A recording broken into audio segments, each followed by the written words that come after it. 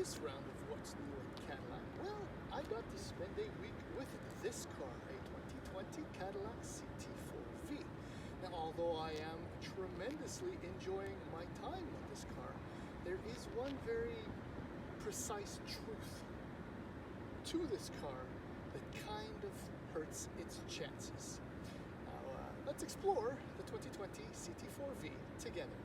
Now, the Cadillac CT4-V sits at the very top of the CT4's trim ladder, but that's a good thing in a way. Let me try to explain that. The CT4 itself is a small luxury sedan that will please a lot of people. Anyone looking for a 2 Series or an A3 will find something very compelling in the CT4. Same thing for an A-Class. Now, the V, on the other hand, is not for absolutely everyone, which will ensure a certain amount of exclusivity, but that wouldn't be the only reason why this car may become exclusive. Now, let's just talk about pricing for a moment. Base price for CT4 in the US, $32,995. In Canada, $35,798. The V, starts at $44,495 in the US, $45,398 in Canada. Look, the list of standard features is considerable, as you might expect. There's an 8-inch screen, Cadillac user experience, Apple CarPlay, Android Auto, LED lights, wireless charging, 18-inch wheels, and various bits of aero. All fine and dandy.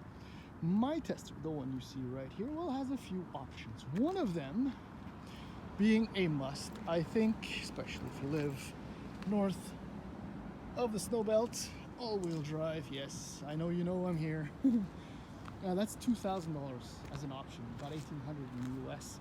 Very well worth it. The 19-inch wheels you see here, $3,000 as an option. The base wheels are 18s. They look good, but I think I would spend my $3,000 slightly differently. Brembo brakes are also included in the package, and if you want the calipers painted red, well, that's also an option. You can kind of see a little bit of the aero there. That's kind of nice. The rocker skirts. What else does this car have? It's got the driver assist package. It's got the leather seats as opposed to leatherette, which includes cooled front seats, tech pack, navigation, Bose audio. Grand total, this is where it kind of hurts a little bit. $58,000 as it sits right there. Now, that's a considerable sum of money. But you don't have to option it out to find or to understand why the CT4-V might be exclusive, because remember, at just over $45,000, this car is about $4,000 less expensive than a CT5-V. Now, if you were shopping for a Cadillac and you weren't too sure which one to get, the 5V or the 4V, you can stop watching this video right now and just go and pick yourself up a 5. For many reasons, it's a better car. It's a little bit bigger, it's a little bit more comfortable. The driving experience is different as well. We'll get to that in a few moments. I guess we can do the usual little tour. Right, it's got a trunk, obviously. There we go. So that reveals just under 11 cubic feet of trunk space, just over 300 and change liters. It's not huge, but it's decent. To be quite honest, you can fit a fair amount of stuff for a compact car back there. Now, sliding into the back. It's not the easiest task because the opening is fairly narrow. The camera angle kind of cheats it or makes it look like it's wider, but you got to scooch. It's a compact car, so that's fine. Once you get in, though, it's my driving position. There's the dashboard. There's a fair amount of legroom, and headroom isn't all that bad either, unless you're over 5 feet 10 inches tall. This is supposed to be a 5-seater, but no, you'll only fit 3 across. But you kind of get a sense of the fit and finish and quality as you look around in the car. This is a proper Cadillac. As far as presentation is concerned, right, contrast stitching, various surfaces, leather on the door. It's quite nice. Now, just before I get into the front, I didn't kind of skip over, I said aero, but it's still an extremely attractive sedan. Love the front end treatment of modern Cadillacs, and the rear end on this one is very attractive as well. So guess that's that. Now up front, this is where you want to sit if you're in or around a CT4. Let's start it up. Okay, so here's your gauges. Everything is configurable as you might expect to different types of setting. Like I mentioned, this thing has the driver assist package, so you have intelligent cruise and all of that. There's your 8-inch screen with Cadillac Q, which typically works very, very well. The responsiveness of the screen is fairly rapid and the menus flow easily. Now, I am a fan of all these buttons. The same thing in the CT5 and most cars, or the cars that still have these buttons, you know, thumbs up. Thank you to the designers and engineers who want to give old guys like me some buttons. But obviously the screen is, you know, touch sensitive, so everything works there. You can also work the screen via the wheel here. This back here are your drive modes. The fun button.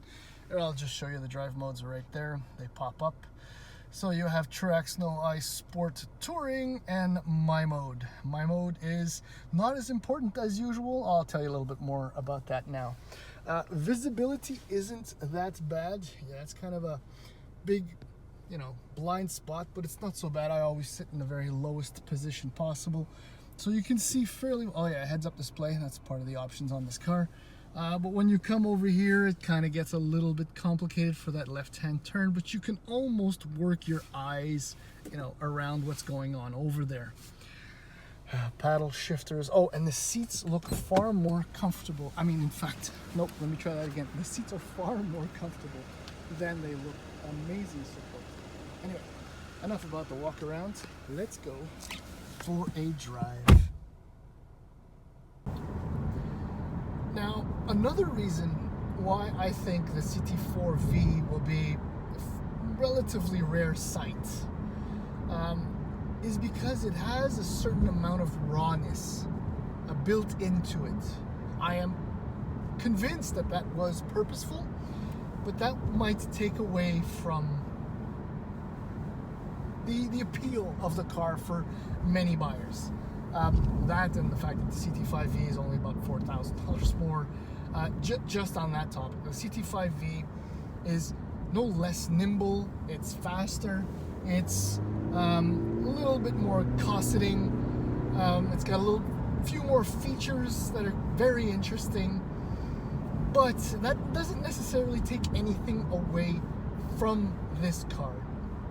One of the elements of rawness is the 2.7 liter turbocharged engine. It is raspy and relatively noisy, and it becomes a little bit annoying when the sound is pumped into the cabin. Thankfully, like right now I'm in touring drive mode. You can go into sport and into track, whatever, and then the noise just gets even more pumped into the car. That was one of my annoyances with the CT5-V as well.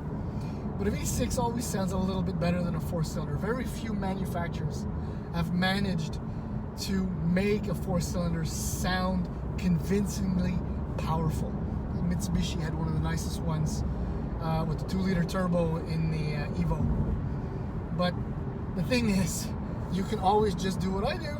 You set my mode, not your mode, my mode, where the exhaust note is muffled as much as possible and everything else is dialed up. With the exception of steering, because steering in sport or track is just overly heavy for no reason, and the brake pedal, which has a touring mode and a sport mode. And in sport mode, all it does is it limits brake pedal travel, increases responsiveness, which means that the progressive application of braking power is removed, which I think is a terrible, terrible idea. But what's not a terrible idea though is using this large 2.7 liter turbocharged 4-cylinder and its 325 horsepower at 5,500 RPM and 380 pound-feet of torque from 2 to 4,000 RPM. What that means is that this thing actually pulls quite a bit. No matter the drive mode, however, I find the transmission's response times throttle response to be, even in track and sport, slightly a little well duller than I expected. I wanted something a little bit sharper, but you don't get it. However, once you're on your way, transmission shifts, pow, it glides if you want it to glide, it pounds away at the gears as you want to accelerate. This is a very quick car. Because of its size, it's also, and perhaps the lack of sound deadening, shorter wheelbase, and other considerations. It's a little bit noisier in here than in the CT5, which ties into the rawness I was talking about, which again can limit its appeal. But that raw appeal favors this vehicle.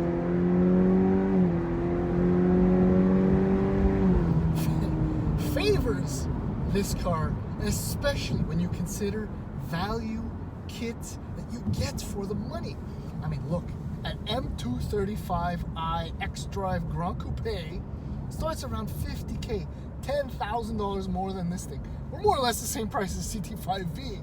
And you only get 301 horsepower, you get less kit, equipment, design, well, that's a matter of opinion, layout, and the inside, whatever. You get your screens, you get your drive modes, you get all the basic must-have tech in this car, and it's so much cheaper, and it's so much faster, and well, depends on what value you also associate to brands.